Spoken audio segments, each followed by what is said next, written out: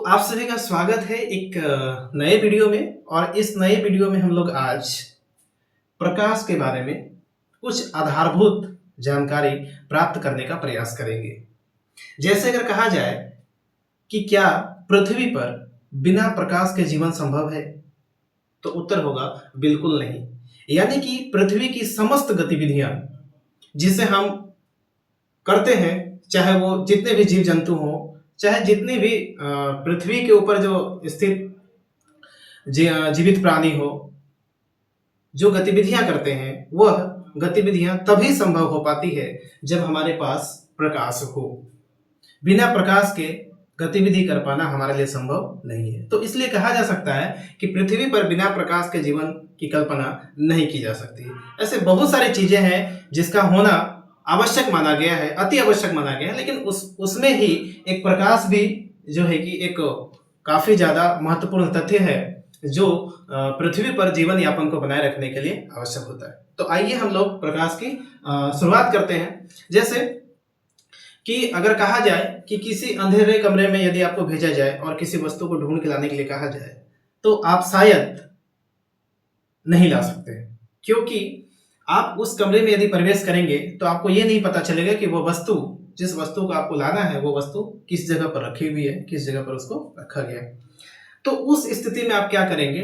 प्रकाश स्रोत का इस्तेमाल करेंगे, जिससे वह वस्तु जिसे आप ढूंढना चाहते हैं, जिस वस्तु को आप निकालना चाहते हैं, वो आप आसानी से पा सकते हैं। यानी प्रकाश क्या हुआ? प्रकाश एक ऐसा तथ्य कहा जा सकता है जो हमें किसी वस्तु को दृष्टिगोचर यानी कि देखने में सहायता प्रदान करता है। तो बिना प्रकाश के तो हम देख पाने की कल्पना भी नहीं कर सकते हैं। तो जैसे कि प्रकाश है, प्रकाश क्या है? बहुत ही सरल शब्द में हम लोग समझेंगे, प्रकाश ऊर्जा का एक रूप है। प्रकाश ऊर्जा का एक रूप है जो हमें वस्तुओं को देखने की अनुभूति प्रदान करता है। यानी प्रकाश ऊर्जा का ही एक क्या है? एक रूप है जिसकी सहायता से हम किसी वस्तु को देख सकते हैं।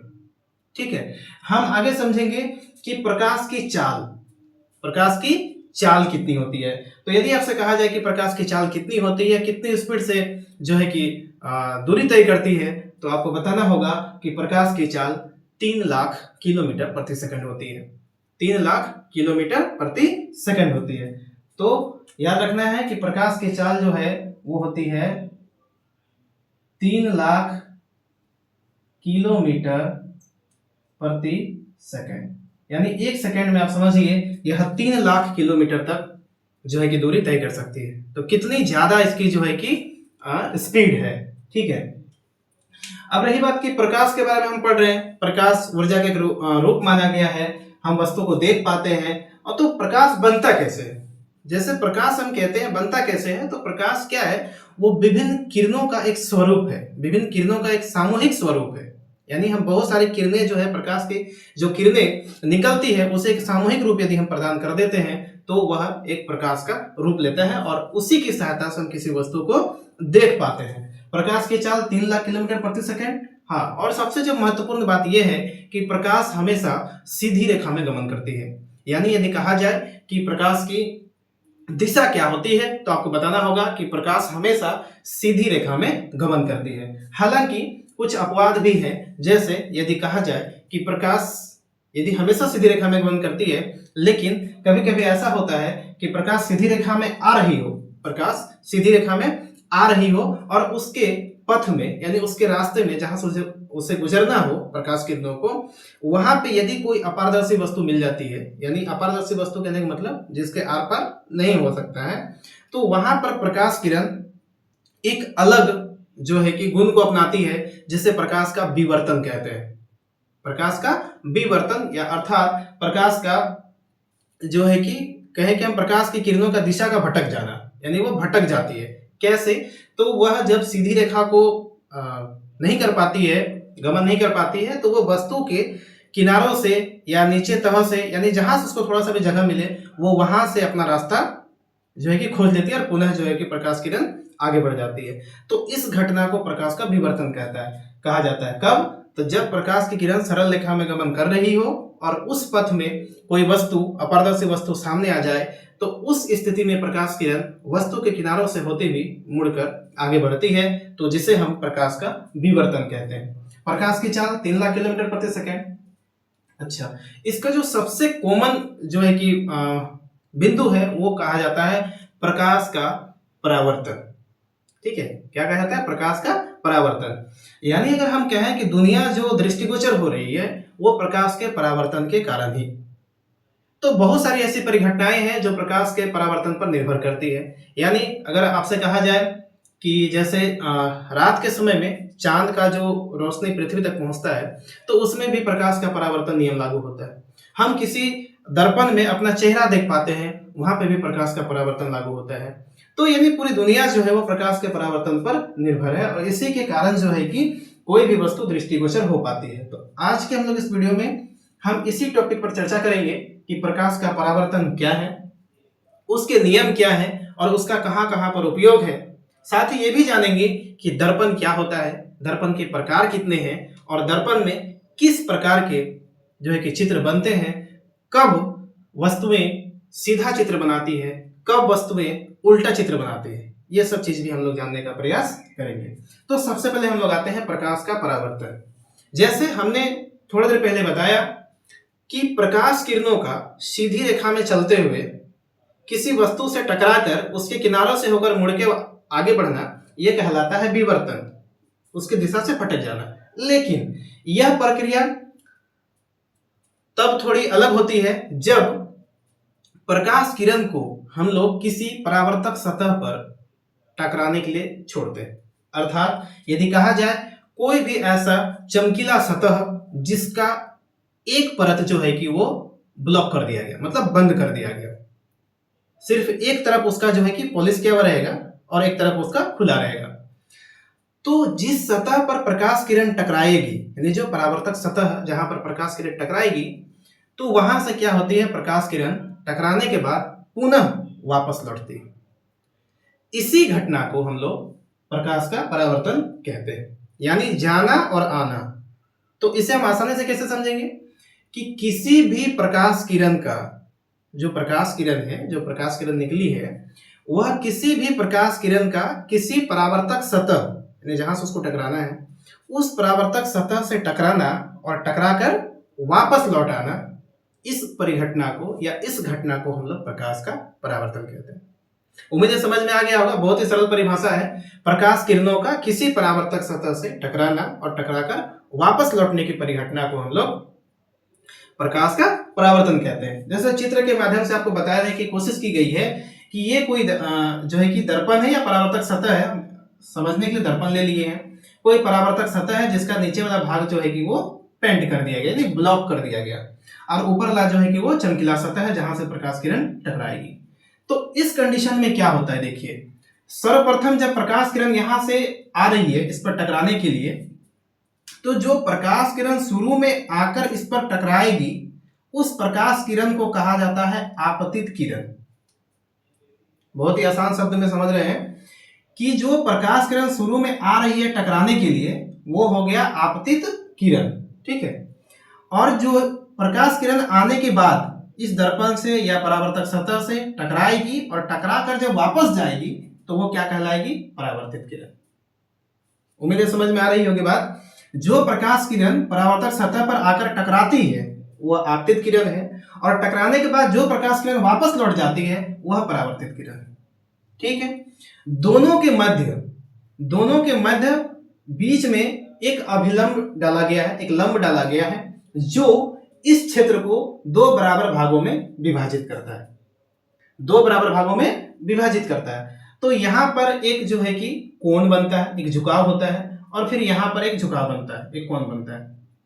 तो आपतित किरण और अभिलंब के बीच जो कोण बनता है वो होता है आपतन कोण। इस नाम से है आपतित किरण, तो इससे जो बनेगा वो होगा आपतन कोण।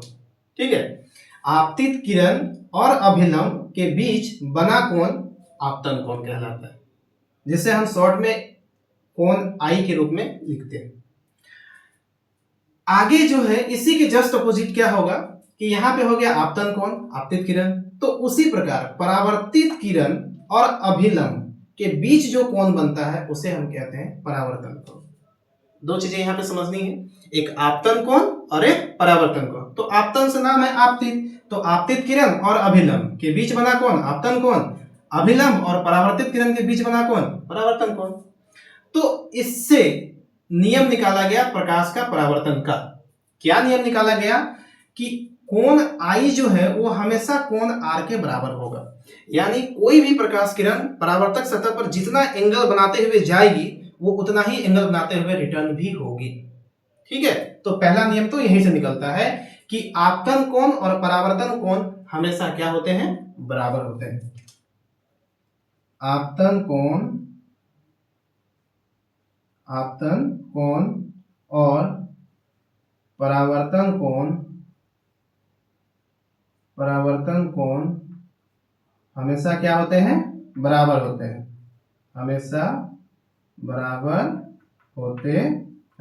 यदि शॉर्ट में लिखा जाए तो हम इससे लिख सकते हैं कोण आई बराबर कोण आर। ये हो गया पहला नियम प्रकाश का परावर्तन का।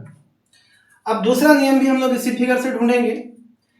तो देखिए क्या दूसरा नियम है कि आपतित किरण, ठीक है, फिर अभिलंब परावर्तित किरण और यहां पर है आपतन बिंदु। ठीक है, कहां पर है? आपतन बिंदु, जहां पर दोनों प्रकाश किरण मिल रही है, अभिलंब डाला गया जिस बिंदु पर। तो इसमें क्या है? दूसरा नियम कहता है कि आपतित किरण, ठीक है, परावर्तित किरण और आपतन बिंदु पर डाला गया अभिलंब।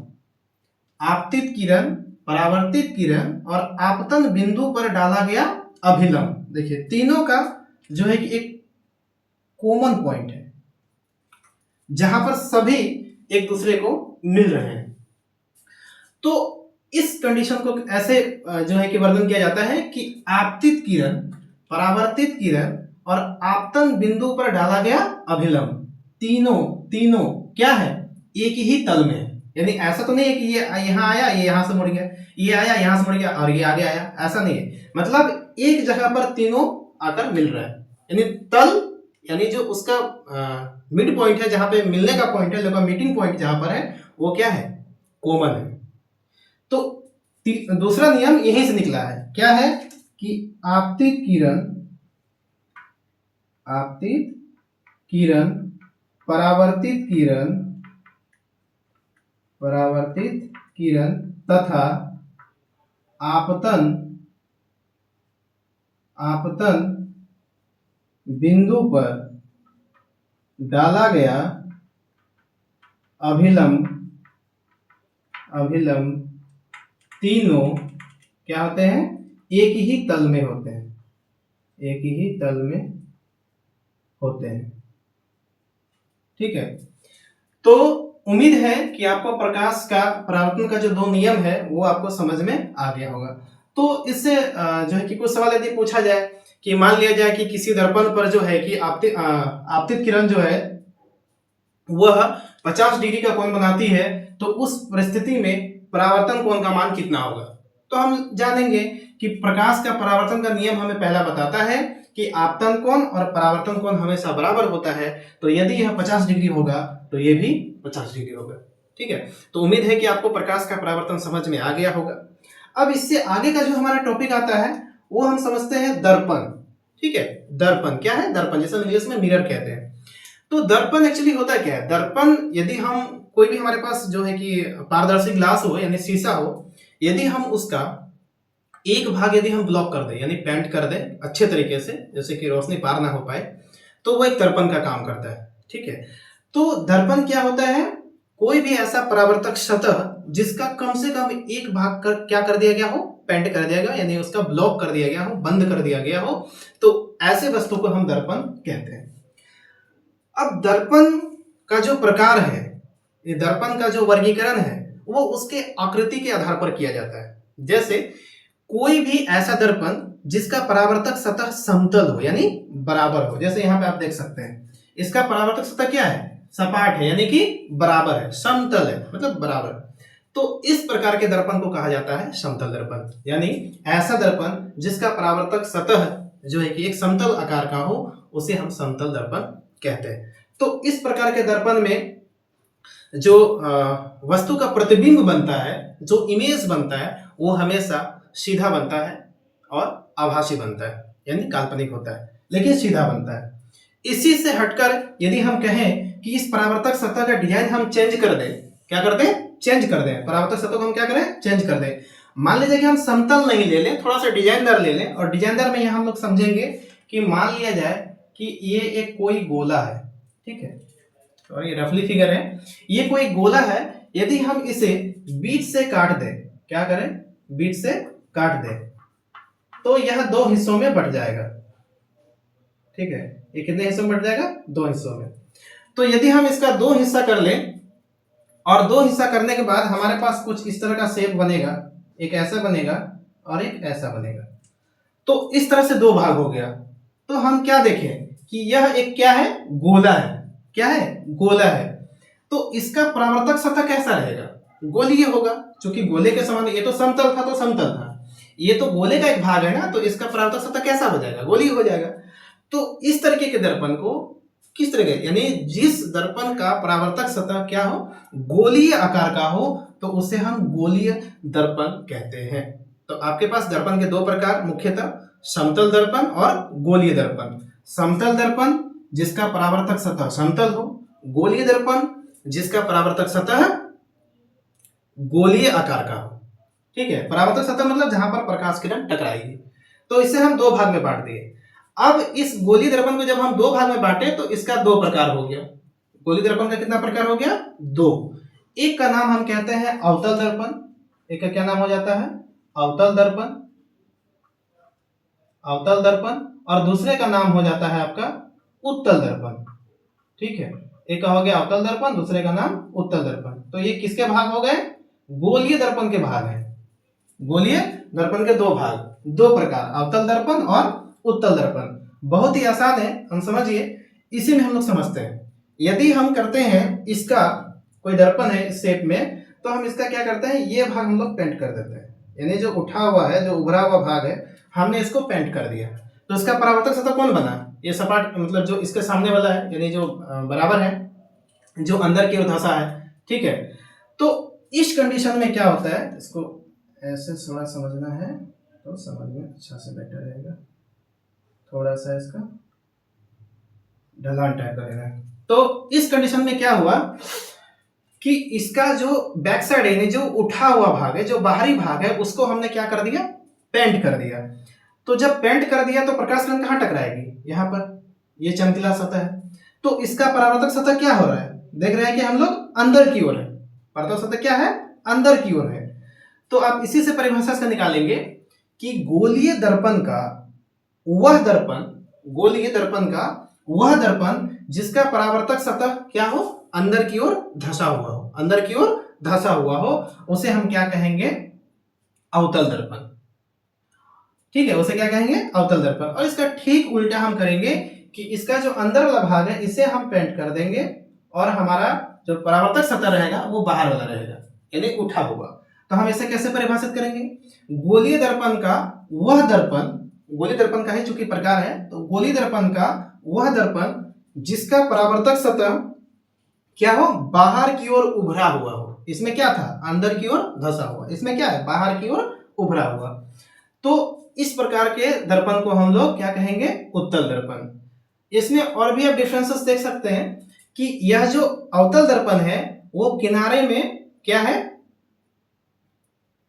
पतला हो रहा है, बीच में भी उतना खास नहीं है, लेकिन ये क्या होता है? बीच में मोटा हो जाता है।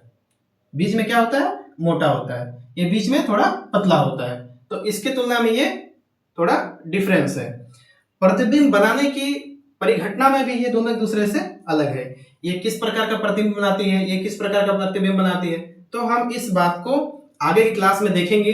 तो आज का हमारा जो मेन जो पॉइंट था, जिस पर डिस्कस करना था, वो था प्रकाश क्या है, प्रकाश की चाल कितनी है, यह कैसे गमन करती है, ठीक है, प्रकाश का परावर्तन क्या है, प्रकाश के परावर्तन के नियम क्या है, दर्पण किसे कहते हैं, दर्पण के प्रकार क्या है, और अवतल दर्पण और उत्तल दर्पण क्या है। तो उम्मीद है कि आपको यहाँ तक समझ में आया होगा। यदि वीडियो अच्छा लगता है तो जरूर शेयर करें। धन्यवाद।